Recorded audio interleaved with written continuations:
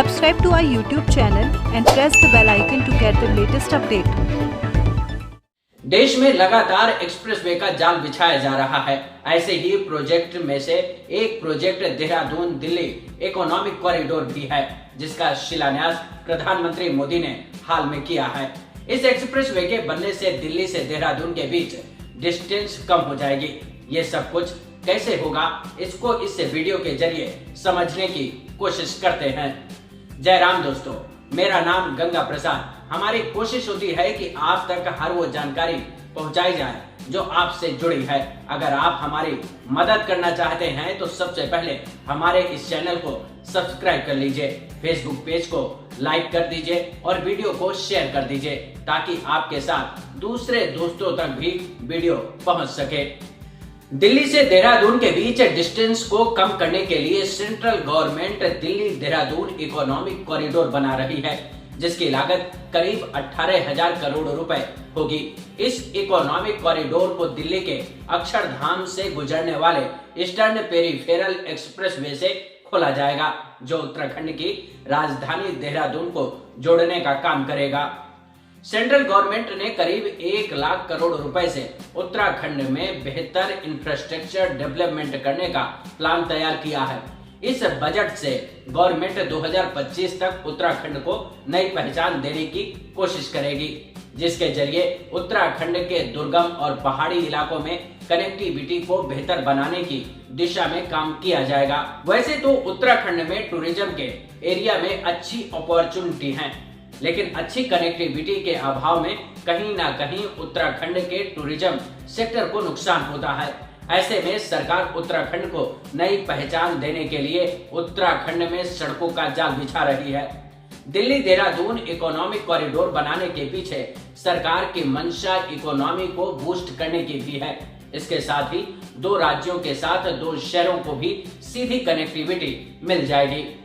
Economic corridor Uttarakhand को social और economic boost देने के साथ नेशनल कैपिटल से स्टेट कैपिटल को जोड़ने का काम करेगा। इसके साथ ही एक्सप्रेसवे जिन जगहों से होकर गुजरेगा, उन जगहों को भी नई पहचान मिलेगी। 210 किलोमीटर लंबे दिल्ली देहरादून एक्सप्रेसवे का कुछ हिस्सा दिल्ली, कुछ हिस्सा यूपी तो कुछ हिस्सा उत्तराखंड को जोड़ता है। इस एक्सप्रेसवे के बन जाने से दिल्ली से देहरादून के बीच का डिस्टेंस लगभग 25 किलोमीटर तक कम हो जाएगी। साथ ही ट्रेवल टाइम भी करीब 3.5 घंटे तक कम हो जाएगा।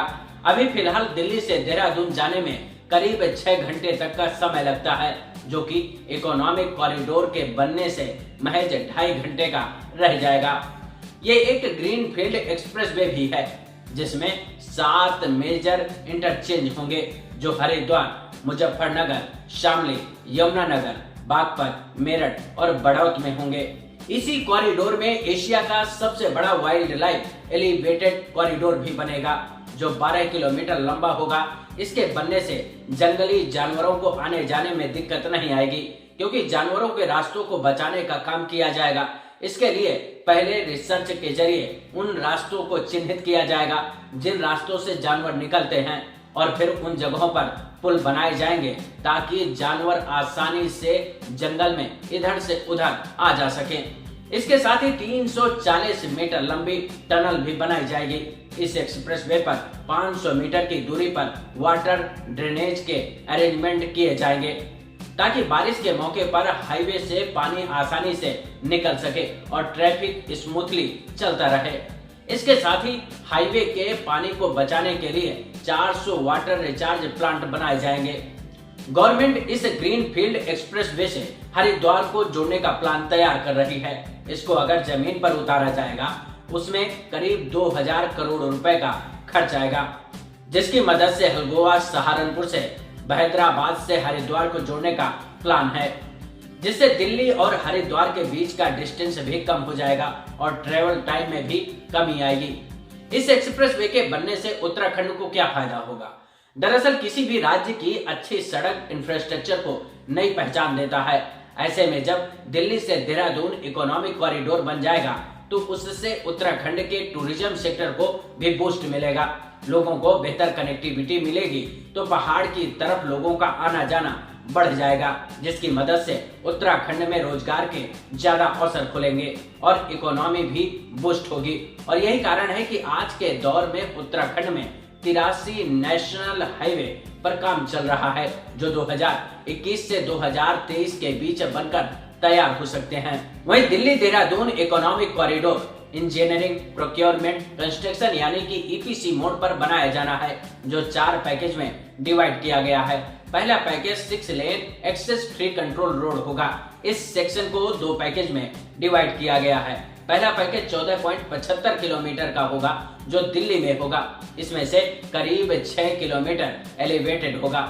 इसी सेक्शन का दूसरा पैकेज यूपी में बनेगा, जिसकी लंबाई करीब 17 किलोमीटर है। इसमें 11.2 किलोमीटर एलिवेटेड रोड होगा। इन दोनों पैकेजेस के टेंडर प्रोसेस पूरे हो चुके हैं। दूसरे सेक्शन में पूरा access control 6 lane green field road बनेगा। ये बागपत, शामली, मुजफ्फरनगर, सहारनपुर से होकर निकलेगा। इसकी टेंडरिंग और लैंड एक्विजिशन के साथ साथ फॉरेस्ट और एनवायरमेंट क्लियरेंस मिल चुके हैं। तीसरा पैकेज सहारनपुर बाईपास से गणेशपुर तक जाएगा। इस पूरे लिंक को national highway authority of India ने 4 लेन एक्सप्रेसवे हाल ही में बनाया है। हालांकि इस सेक्शन में अंडरपास और सर्विस रोड बनाए जाएंगे, जो एक्सेस कंट्रोल होंगे। चौथा पैकेज 6 लेन कंप्लीट एक्सेस कंट्रोल रोड होगा। यह सेक्शन उत्तर प्रदेश और उत्तराखंड के जंगल से होकर गुजरेगा। 20 किलोमीटर के इस पैकेज में 5 किलोमीटर ब्राउन फील्ड एक्सपेंशन होगा। ब्राउन फील्ड एक्सपेंशन वहां होता है जहां पहले से कोई इंफ्रास्ट्रक्चर मौजूद होता है। बाकी 15 किलोमीटर में से 12 kilometre elevated wild life corridor बनाया जाएगा, जिसमें कई टनल बनाई जाएंगी। इस सेक्शन का ROW यानी कि राइट ऑफ वे बिर्थ में केवल 25 मीटर रखा गया है। राइट ऑफ वे वो एरिया होता है जो एक रोड के लिए लिया जाता है। तो मानकर चलिए कि 21वीं सदी का तीसरा दशक उत्तराखंड का होगा, क्योंकि 2025 तक उत्तराखंड के विकास की नई तस्वीर दिखाई देगी, जहां सड़कों की मदद से अच्छी कनेक्टिविटी मिलेगी, जिससे आने जाने में लोगों को परेशानी नहीं होगी। इससे उत्तराखंड के टूरिज्म सेक्टर को अच्छा बूस्ट मिलेगा और स्थानीय लोगों के लिए रोजगार के अवसर ज्यादा खुलेंगे। रोड कनेक्टिविटी बढ़ने से उद्योग और धंधे बढ़ेंगे, तो नए अवसर भी लोगों के लिए पैदा होंगे। उम्मीद है कि आपको इस वीडियो के जरिए मिली जानकारी पसंद आई होगी। आपसे एक निवेदन है कि इस वीडियो को शेयर करने, चैनल को सब्सक्राइब करने और कमेंट कर अपनी राय देने की कोशिश करें। अगर आप YouTube पर देख रहे हैं तो आप हमारे फेसबुक पेज को लाइक करें, और अगर आप फेसबुक पर देख रहे हैं तो आप हमारे YouTube चैनल को सब्सक्राइब कर हमारी मदद करें। धन्यवाद।